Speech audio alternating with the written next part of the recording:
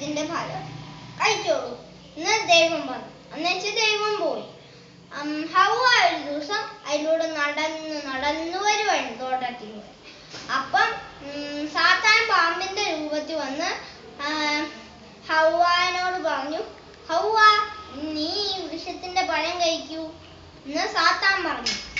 അപ്പൊ ഹവ്വ പറഞ്ഞു, വേണ്ട വേണ്ട, ഞാൻ ഈ പഴം കഴിച്ചാൽ ദൈവം പറഞ്ഞിട്ടുണ്ട് ഞാൻ മരിക്കൂന്ന്, ഞാൻ ഈ പഴം കഴിക്കത്തില്ല.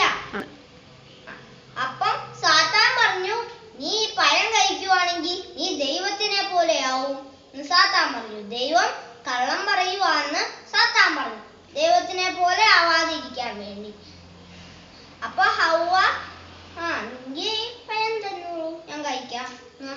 ഹവ്വ പറഞ്ഞ ഹവ്വ പഴം കഴിച്ചു. അന്നേച്ച് ഒരു പഴം ആദവിനും കൂടെ കൊണ്ട് കൊടുത്തു. ആദവും പഴം കൊടുത്തു. ദൈവം വൈകുന്നേരമായപ്പം അവരെ കാണാൻ വേണ്ടി വന്നു. അപ്പം ആദവും ഹവ്വയും അവിടെ ഇല്ല. ദൈവം അവരെ തിരക്കി അവരെ കണ്ടുപിടിച്ച് ദൈവം അവരെ ഏതെങ്കിലും തോട്ടത്തിൽ നിന്ന് പുറത്താക്കി.